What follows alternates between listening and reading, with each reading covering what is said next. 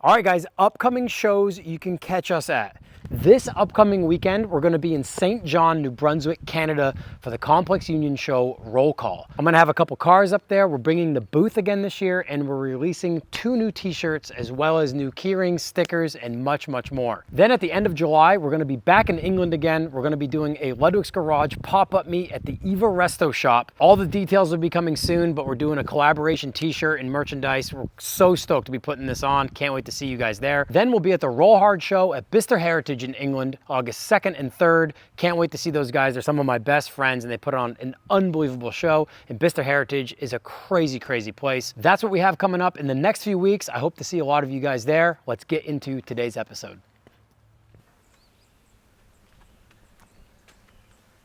It's been a streak of like 100 degrees this past week here in New Hampshire at the end of June.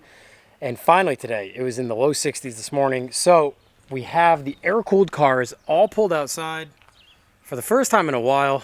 And yeah, even the 1000 SP is outside of the shop. Actually, the 1000 SP is back down at the shop. I don't think I filmed anything about getting that thing back down the hill to the shop. We got huge news on the 1000 SP. If you saw the last episode, you might have caught it, but we're gonna talk about that car in a few upcoming episodes. We're getting back on that car very, very soon. But I've pulled the chop top Corvair and BMW 700 outside because at the end of this upcoming week, the July 4th weekend actually, we're going to be in New Brunswick, Canada, in St. John for the Complex Union Show Roll Call. Once again, this is going to be our 3rd year heading up to that show. Well, last year we took the 700 and the 1000 SP up to Complex Union, even though the 1000 SP is far from done. But this year I've decided to take the Corvair. Since the Corvair and the 700 will both fit on my 24-foot open trailer, we might as well take both. I'm prepping now. This is the week before. We're actually leaving 1 week from today. And there's just a lot of like small things I want to tidy up on these cars. A lot of aesthetic things, but also mechanical. I realized our exhaust system on the Corvair is hanging on the ground. All those bolts are loose now for some reason. But I haven't had the Corvair out hardly at all this year, and I really want to drive it. The motor's just so tired in this car. It's so tired. I've got a bunch of oil leaks that I'm just so tired of chasing. And if you're new to the channel, this car was parked in 1973 in Chelmsford, Massachusetts, and it never saw the road again until I came and got it in 2013, over 10 years ago. So this car sat for 40 years untouched. I've never had the motor apart, never separated it from the transaxle, no idea what's going on in there. I've just been driving it all these years. So it's finally giving up the ghost. Like, it's close. It's just hanging on by a thread. So in this episode, I'm getting some stuff done on both of these cars. I want to remake some stuff inside the Corvair, some display pieces, and we're going to be doing some maintenance on the 700. I got to adjust the brakes, and we lost the alternator. Last time I drove the car, alternator light came on and did its job. Either that meant the alternator had gone out, or I'd lost my belt, which is scary because these air-cooled cars, when your alternator light comes on, that means your alternator is not spinning anymore. But it also means your fan is not spinning anymore because the belt drives both of those things. So that basically means danger, Will Robinson, we're about to overheat.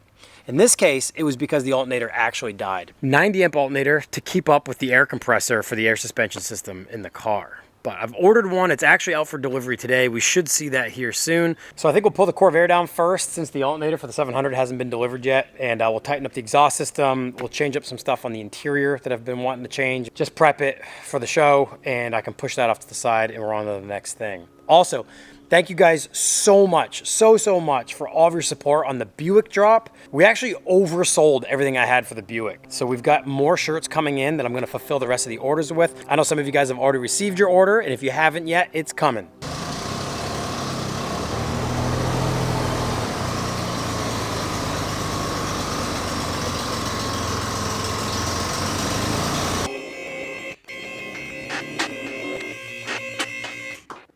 All right, we're up on the lift with the Corvair.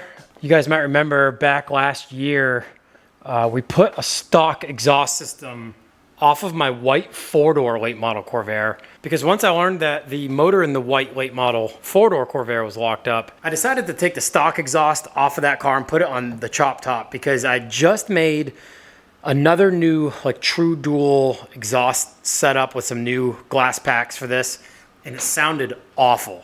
And I just couldn't live with it. It's much quieter, doesn't sound as obnoxious, and I'm not into the obnoxious sounds. So this apparently has gotten loose right here. Those nuts have backed off quite a ways. And maybe this time we'll put some lock washers on it. Looks like it's real loose over here too. Yeah.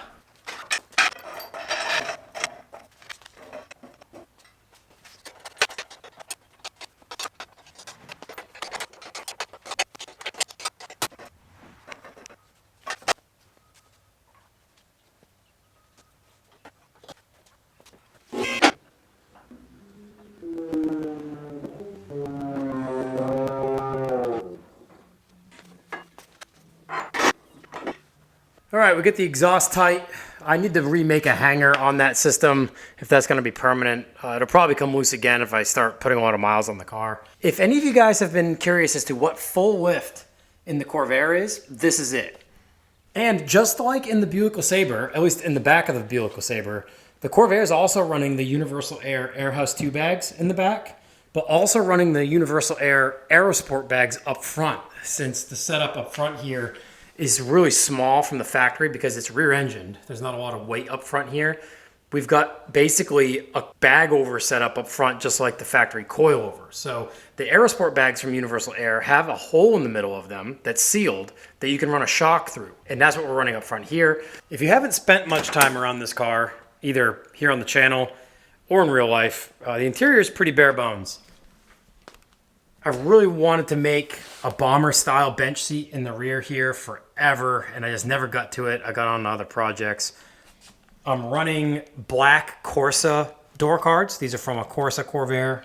This is a Monza Corvair. But my friend Blake, who puts on the Luftklassiker show that we just recently went to at the 700, gave me these back years and years ago. But the interior here, a lot of you guys have seen, I'm running the Airlift 3P system in this car. So this kit's been in the car forever, over a decade, and it's still no issues at all. Overhead toggle switch panel, fuse panel for the overhead toggle switch panel. So the only thing I think I really want to do in the Corvair before complex union, aside from vacuum out all the dirt and leaves and vegetation, is make a new Airlift 3P manifold cover. This one here I made many years ago, and I ran the Airlift manifold right here in the center of the dash so it was visible. You know, everyone looks inside cars at car shows. All right, we're in the laser room, and I put together a new manifold plate setup in CAD.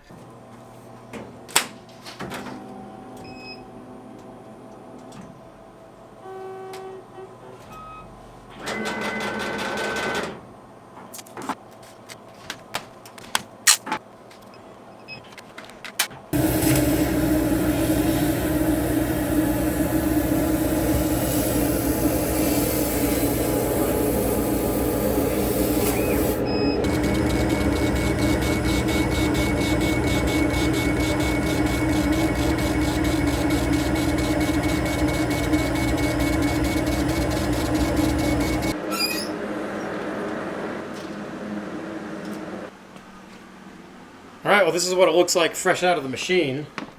Can hardly make out what is engraved, so we're gonna go wash this and we'll install it in the Corvair. All right, we're washed, ready for installation. I think white's the right move.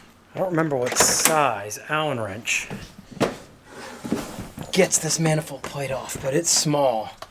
Yeah, from the wrong angle, you can't even tell what's engraved in that brushed gold that engraves black. But I outline engraved it. I didn't engrave the letters solid, which would have been the right move on that gold. But I think we'll look good with the white and black. All right, what size is it? 3/32? No, I bet it's a 1/16. Is it that small? It is. It's 1/16. It's really cool that they made these plates removable, so they're like customizable. I even made a really intricate sign arm display in my Russian Lada that I had, the Zhiguli 2101, where the manifold mounted straight up and down underneath the tank. I wanted the signage to be visible when you open the trunk. So I made this acrylic plate that bolted to the manifold, but then these laser cut acrylic arms came up and off of it that were plastic welded to it. So it was one piece and came out to another plate, and it reached out beyond the parcel shelf into view from the trunk, basically. All right, here we go, new plate. Did I do it right? We did.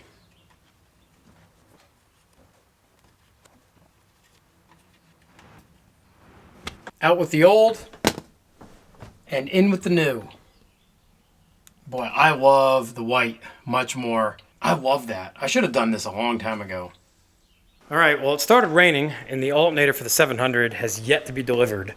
So I found myself looking through the interior of the Corvair a little bit more and decided to dive down the rabbit hole and make a new lowrider plaque for the rear deck lid or parcel shelf here. I made this many years ago. It's got an LED strip in the bottom underneath this base plate that I laser cut out of acrylic that's mounted to the actual body of the car. And at night, from a toggle switch overhead here, right here, it actually illuminates. Now in the light we have right now, it'll be hard to see, but it actually edge lights that clear acrylic. So since I'm waiting on that alternator to arrive, I think what I want to do is make a new one of these. We're going to leave the base alone. I make this just tight enough to fit down in there without any glue or plastic weld.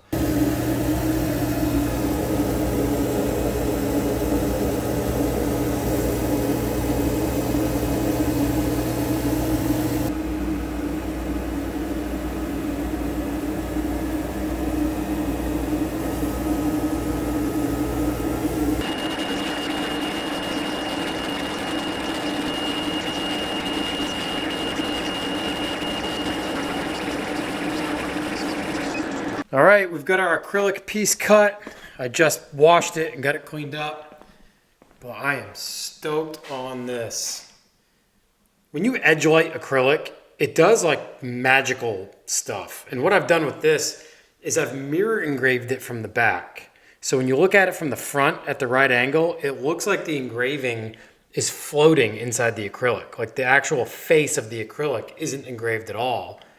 So it gives the illusion, especially when it's edge lit from the edges, that that logo is indeed floating inside the middle of it. All right.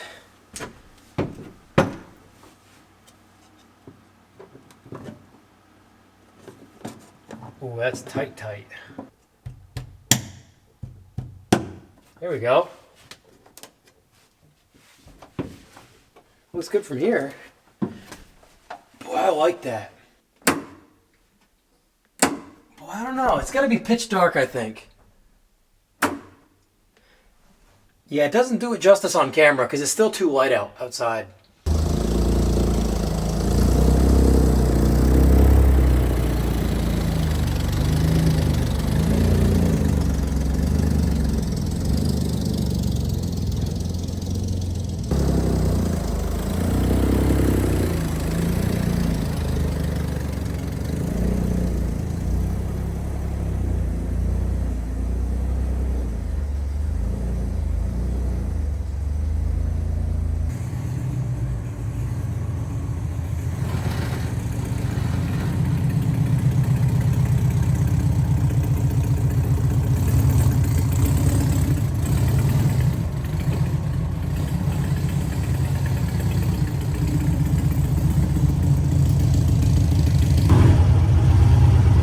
Compressor keeps trying to run. I keep shutting off because of low voltage, because we're not charging the battery right now.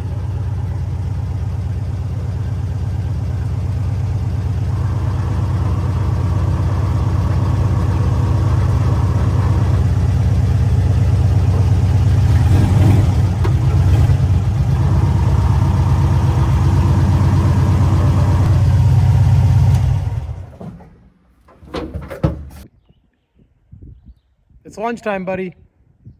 Come on. It's lunchtime. All right, so our new alternator is in. Hopefully they're the exact same as far as wiring goes. So all I have to do is plug 2 wires into this and mount it. But this one, more notably, the reason why I bought it is that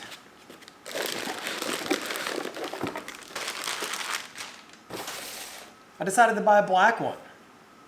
And I thought that was pretty cool. And it does appear to be the exact same as the one in the car. We have to put our pulley on this end, and we have to actually mount our fan on this end. So we have to actually get the fan out of the shroud, because the alternator is what spins the fan, which is what cools the motor.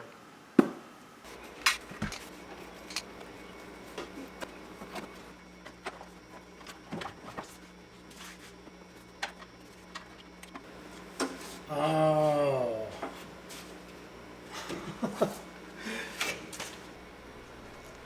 All right, so I started taking apart all the things I need to take apart to get this alternator out. And that includes the entire fan shroud, right? You see where the carburetor is up top. And this plate here that has 2 bolts up top and 2 bolts on the bottom is what the fan is mounted to. And this all has to come out because the backside of the alternator spindle is bolted to the actual fan in the shroud. And you air-cooled Volkswagen guys will recognize this fan shroud. This fan shroud did not come in any North American market air-cooled Volkswagens. This here is a Puma shroud. And this was a Mexican or Brazilian. I know you guys will correct me on that, maybe both. It was a South American market air-cooled shroud. And this here is significantly shorter than the North American or even European Type 1 fan shroud, which came up much higher. It was a little bit more domed. And as you can tell, in this tiny little BMW, we didn't have room for a Type 1 shroud. Indeed, when my father and I first built this car, I had a Type 1 shroud in here that we cut down so we could actually shut the hood. And I even notched this brace in the 700 hood in order to clear our tiny little air cleaner I made for the carburetor, because there's just no room. And there was no way I was gonna cut this beautifully patinaed BMW 700 hood. No. We do have one hanging up on the wall over there, but I did not want to cut this thing up at all since they are insanely rare. So basically getting everything taken apart, as I was taking the battery out in order to gain access to the bolt on this side that holds the fan shroud in, all I did was test it and it wasn't charging. That was it. That's all I did. And with everything else I had going on here, I didn't dive in to diagnose further. I just ordered another alternator. So when I took this battery out, I noticed something that's not good for anybody. And it was this right here and this. And that right there is my main line, which is why the battery was not charging while the car was running. And the only thing I can think, there's a burn mark down here on the brim of my battery box. And I think I had accidentally pinched it when I put the battery in last.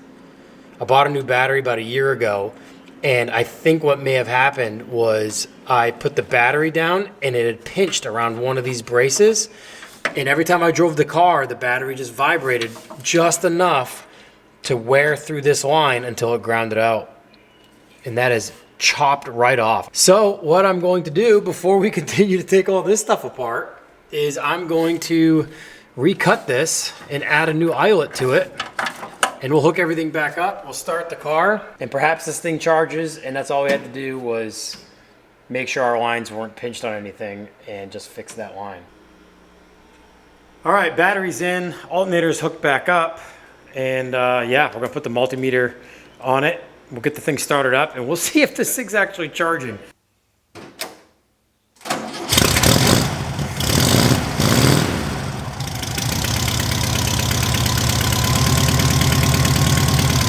Well, the alternator light went out when I revved it up, so that means it is charging and all the wiring is still good. We'll still put the meter on it and see what it's reading. But yeah, upon revving it up, that alternator light went out on the dash, so it is charging.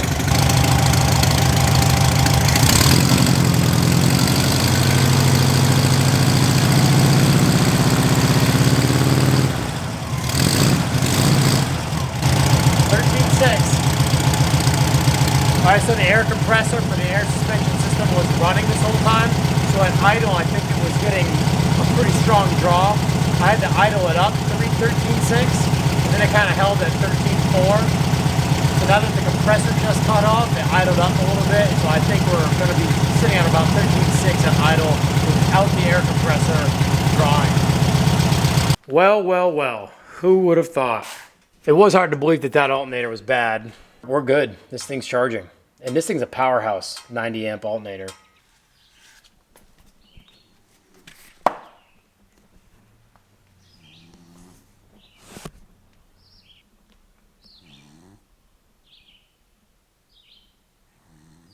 Job foreman, sleeping on the job, as always. All right, I think we're ready to take this thing for a drive.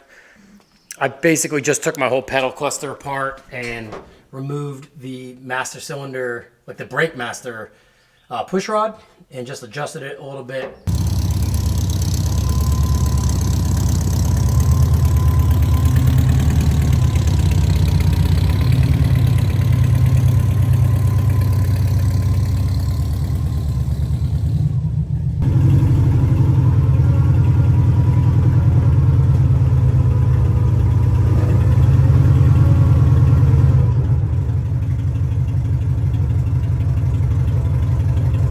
Driving it real low right now, so you're going to hear the front tires rub all the time.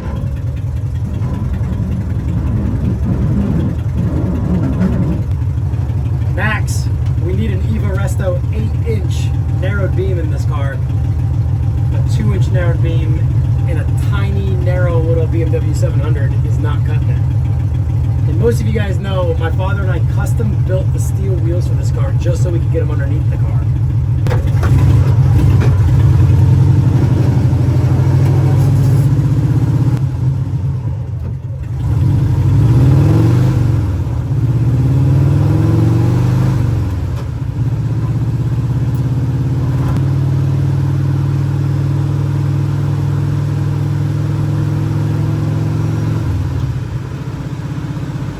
Neighbors know my cars, for sure. Man, it is so nice out today.